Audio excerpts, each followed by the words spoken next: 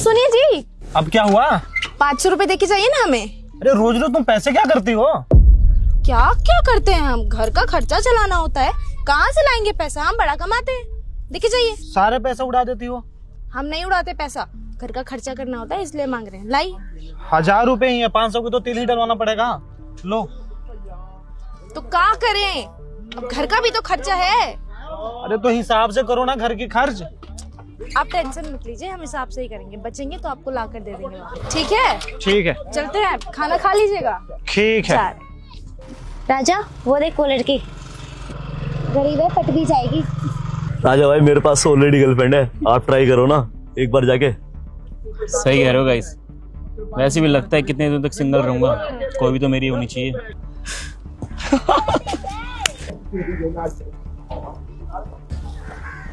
कहाँ जा रही हो? आप कौन? मैं कौन? ये तो बोल विचार से जान पहचान होगी ना। मैं कौन? वैसे कौन था ये? हमारे पति थे। आपको क्या काम है? आप काम बोलिए। काम तो कुछ नहीं है, लेकिन काम बन सकता है।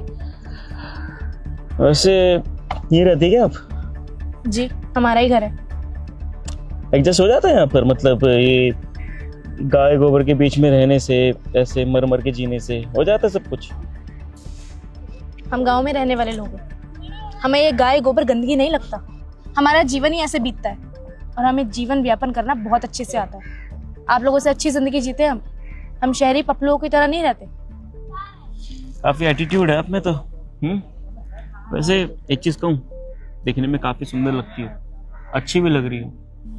और तुम जैसी खूबसूरत लड़की ऐसे गांव में ये पेड़ पक्षियों के बीच में रहना डिजर्व नहीं करती। और तुम क्या कर रही थी? अपने पति से जाके तुमने 500 रुपए हेल्प मांगे। 500 में कुछ चल भी बात है, क्या लोग इस 500 रुपए में? देखिए, हम अपने पति के साथ बहुत खुश हैं। आप हमारे निजी जीवन में दखलंदाजी ना दे तो ही बेहतर है। अब जाइए यहाँ से। देखिए, मैं तो जाने के लिए बना नहीं हूँ, मैं कहीं आने के लिए बना हूँ। और ये 500 रुपए तुम्हारी लाइफ में कोई खुशियाँ नहीं ला सकती है। और तुम्हारा पति करता है भी क्या है? स्विगी डिलीवरी, ऑनलाइन डिलीवरी करता है? जिसकी खुद की औकात नहीं है, खुद की कोई पहचान नहीं है, न खाने के लिए कुछ है, न पीने का कुछ पता है, न रहने का कोई ढंग का ठिकाना है, न कल का कुछ पता है। यहाँ पर अगर बाढ़ बूढ़ भी आ गई, कुछ हो गया तो कहाँ रहोगी तुम? छोड़ के दूसरी जगह जाना पड़ेगा। अब तुम्हारे सामने एक ऑफर रखता हूँ, तुम जैसी लड़कियाँ ना एक स्मार्ट, हैंडसम और रिच लड़के के साथ रहना डिजर्व करती है, जैसे कि मैं। तो क्यों ना तुम अपने पति को छोड़कर मेरे साथ रहो? शादी करूंगा, बताओ।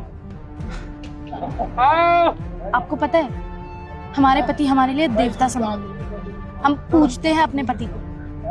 और हमारे माँ बाप ने ना हमें ऐसे संस्कार नहीं दिए कि हम अपने पति को छोड़कर किसी और मर्द के साथ चले जाएंगे। हमने शादी की है उनसे, 7 फेरे लिए हैं, 7 वचन दिए हैं उन्हें।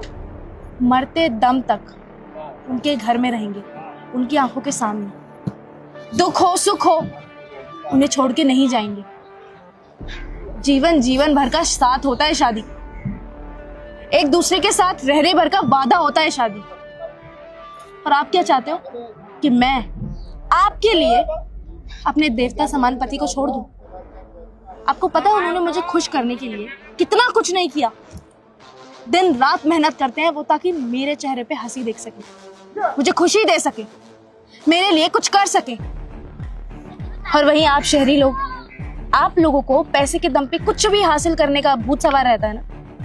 आपको लगता है कि पैसे फेंकेंगे तो पूरी दुनिया आपके सामने नाचेगी।